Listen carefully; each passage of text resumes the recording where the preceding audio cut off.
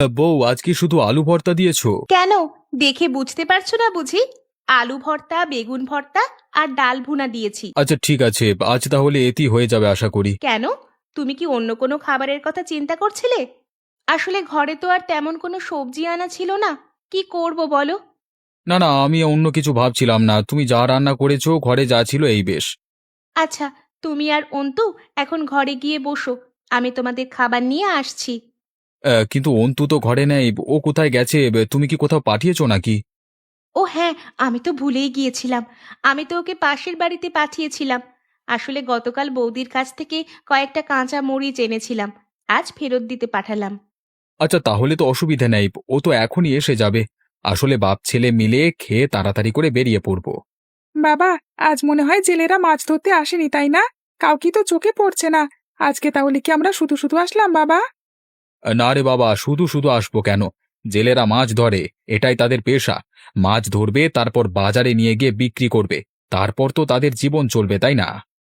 হ্যাঁ তাই, কিন্তু আমরা তো আজকে কাউকেই দেখছি না বাবা।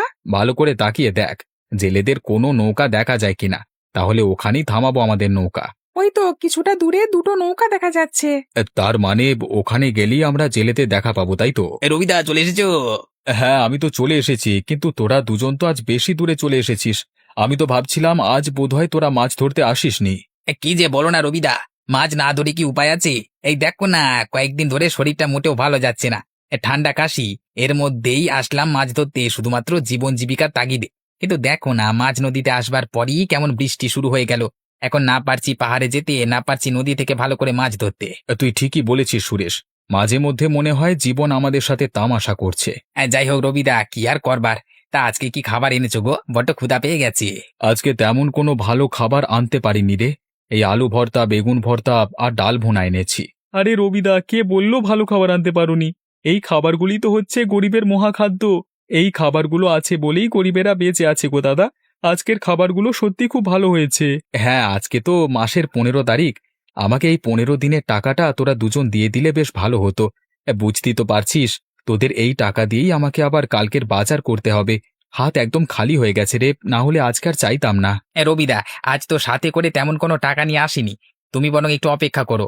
দেখি কাল পরশুর মধ্যে তোমার 15 দিনের খাবারের টাকাটা দিয়ে দেব। হ্যাঁ, ভেবো না গো, তুমি আমাদের এত বড় উপকার করো প্রতিদিন। আর আমরা যদি তোমাকে সময় মতো টাকা দিতে না পারি, তাহলে তো আমাদেরও খারাপ লাগে বলো। আচ্ছা তোরা এখন খেয়ে নে।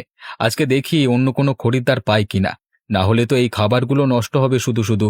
বাড়ি নিয়ে গেলে খাবারগুলো তো আমরা খেতে পারবো না। কারণ আজকে তো 10 জনের রান্না করেছি, আর আমরা বাড়িতে মানুষ মোটে 3 জন। আরে দাদা, নষ্ট হবে কেন? তুমি একটু সামনে এগিয়ে দেখো না, আরও দেখবে কত জেলেরা আসছে। আচ্ছা আচ্ছা, আগে একটু শান্ত হয়ে খেয়ে নে, তারপর পরে কথা বলিস। বাবা বাবা, ওখানে দেখতে পাচ্ছ কয়েকটি তাঁবুর ঘর দেখা যাচ্ছে না? ওখানে কে থাকে বাবা? ওখানে মনে হয় বেদেরা থাকে। এই গ্রামের জমিদার হয়তো তাদের এখানে কিছুদিন থাকার অনুমতি দিয়েছেন। বাবা চলো না, ওদের সাথে একটু কথা বলি। কেন ওদেরকে শুধু শুধু বিরক্ত করতে চাস?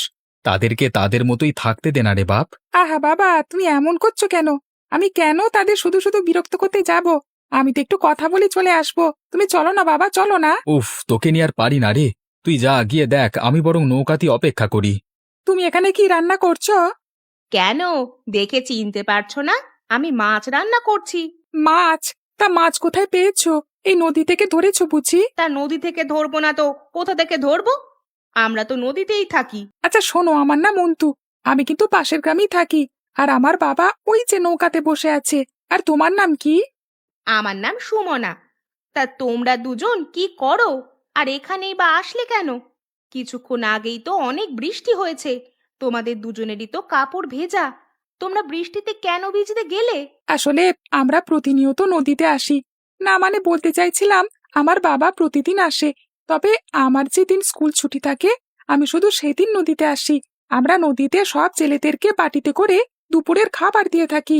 তারা আমাদেরকে প্রতি মাসে মাসে টাকা দেয়। তাই নাকি? খুব ভালো কাজ করো।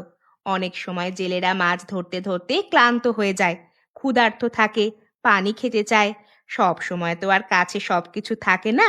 তোমরা খুব ভালো একটা কাজ করেছো বাবা। আচ্ছা, বাবা বলেছে তোমরা নাকি এখানে বেশি দিন থাকবে না, হয়তো অন্য জায়গাতে চলে যাবে। তা তোমরা এখানে কতদিন থাকবে?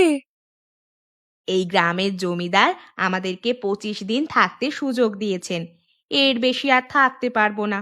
অন্য একটা ভালো জায়গা দেখে চলে যাব। হ্যাঁ, তা বুঝলাম, কিন্তু তোমাদের কি নিজেদের বাড়িঘর নেই? তোমরা কেন এত জায়গায় ঘুরে ঘুরে বেড়াও? এক সময় আমাদের সবই ছিল, তবে এখন আর নেই। নদী ভাঙনের কারণে আমাদের বাড়িঘর সব ভেসে গেছে পানিতে। এখন আমাদের পরিচয় বদলে গেছে। তোমাদের অনেক দুঃখ, তাই না? না না, দুঃখ হবে কেন? আমাদের সবকিছু সয়ে গেছে। আর তুমি ছোট মানুষ, তুমি এত কথা বুঝবে না এখন। আর একটু বড় হও, তারপর সব বুঝে যাবে। আমি ছোট তোমাকে কে বলেছে? তুমি দেখো না, আমি আমার বাবার সাথে কাজ করি। কোনো ছোট ছেলে কি বাবার সাথে কাজ করতে পারে? আমি বড় বলি তো বাবা আমাকে নিয়ে এসেছে, তাই না? হ্যাঁ, তাই তো। তুমি ঠিক বলেছ। কে বলে তুমি ছোট? তুমি অবশ্যই অনেক বড়। তোমার জন্য অনেক অনেক আদর রইলো। এখন তুমি যাও, তোমার বাবা ডাকছে তোমাকে। কোথায় ডাকছে? আমি তো শুনতে পাইনি। তুমি কি আমাকে তাড়িয়ে দিতে চাইছো? তা কেন চাইবো? সত্যি সত্যি ডাকছে তোমার বাবা। আচ্ছা, ঠিক আছে, গেলাম। তোমাকে আমার ভালো লেগেছে অনেক। আমি আবার আসবো তোমার সাথে কথা বলতে।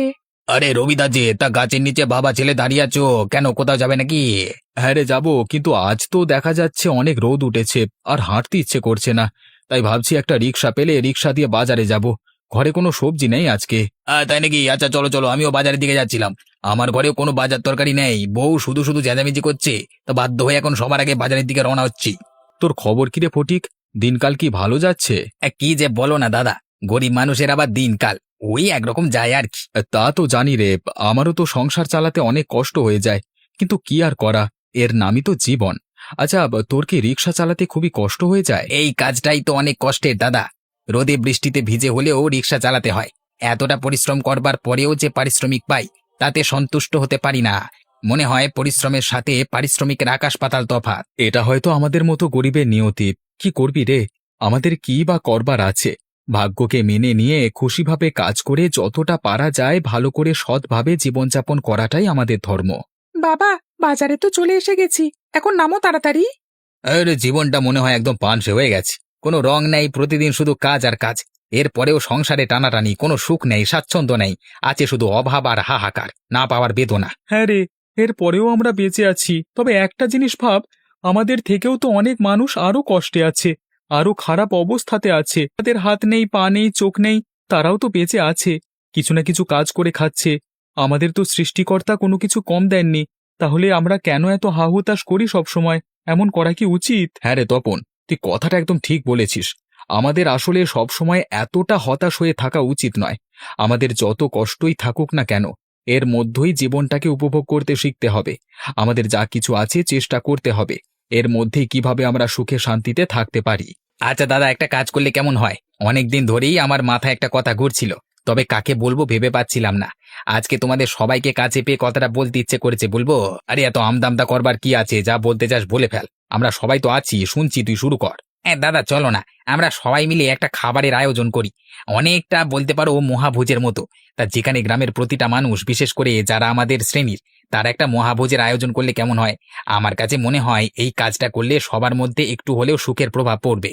ফটিক, তোর কথাটা আমার মাথায় রাখলাম। কথাটা তুই বেশ ভালো বলেছিস। আমাদের গ্রামের মোটামুটি সবাই আমাদের মতো খেটে খাওয়া মানুষ, দিনমজুর, কৃষক, শ্রমিক, জেলে, রিক্সা চালক। আমরা সবাই একদিন একসাথে মহাভোজের আয়োজন করলে সবারই অনেক খুশি হবার কথা। ঠিক আছে, আমি তাহলে কাজটা শুরু করে দিচ্ছি। আর কি কি আমরা খাবারের আয়োজন করব আর কত টাকা লাগতে পারে খরচ, সবকিছুর একটা প্রাথমিক ধারণা করে হিসেব নিকেশ করে আমরা সবাইকে জানাবো। আমাদের গরিব গ্রামের এই মহাভোজের আয়োজন আমরা বেশ বড় করে ধুমধাম করে করব। গ্রামের আরও কয়েকজনের সাথে এই ব্যাপারে কথা বলতে হবে, তাদের সহযোগিতা নিতে হবে আমাদের। আমরা চারজন মিলে সবকিছু করলে কুলুতে পারবো না। এই তো কাজের মতো কথা। তাহলে আজ এই পর্যন্তই, আমাদের আবার দেখা হবে। এর মধ্যে সব শুরু করে ফেলবো। হিসেব নিকেশ হয়ে গেলে বাকি কে কোন দায়িত্ব পালন করবে আমরা সবকিছুই সময় মতো জানিয়ে দেব, ঠিক আছে? আর যদি পারিস আগামী পরশুদিন আবার এখানে একত্রিত হোস। খুড়ো, বেশি করে খান, আর কিছু লাগলে আমাদেরকে জানান। হ্যাঁ, আর খাওয়া দাওয়া কেমন হয়েছে, ভালো তো? ভালো মানে বেশ ভালো। এই গ্রামের মধ্যে তোমরা যে এমন একটা আয়োজন করেছো, এই জন্য তোমাদেরকে অসংখ্য ধন্যবাদ। হ্যাঁ, তোমরা অনেক বছর বেঁচে থাকো বাবারা। আমাদের জন্য আপনারা সব সময় আশীর্বাদ করবেন, আমাদের ভালো কাজের পাশে থাকবেন। অবশ্যই করব। তোমরা যে উদ্যোগ নিয়েছো, এই গ্রামে এমনটা আমি আমার এই ৭০ বছরের জীবনে কখনো কাউকে করতে দেখিনি। তোমরা অবশ্যই অনেক মহৎ হৃদয়ের মানুষ। তোমাদের কাছে অনেক কৃতজ্ঞ থাকবো আমি। আপনাদের সেবা করবার সুযোগ পেয়ে আমরা সত্যি অনেক গর্বিত। এই গ্রামের প্রতিটা মানুষ যেন মিলেমিশে একসাথে আনন্দে থাকতে পারি, এটাই আমাদের চাওয়া। আমাদের কাছে এত বেশি কৃতজ্ঞতা প্রকাশ করবার প্রয়োজন নেই খুড়ো। শুধু ভালোবাসা আর আশীর্বাদ দিয়ে যাবেন তাহলেই হবে। বাবা, আজকে সত্যি অনেক ভালো লাগছে আমার। তোকে কিছু দেবো বাপধন? না বাবা, অনেক খেয়েছি আজকে, পেট ভরে গেছে। আর একটু খেলে তো টুস করে পেট ফেটে যাবে। হি হি হি হি।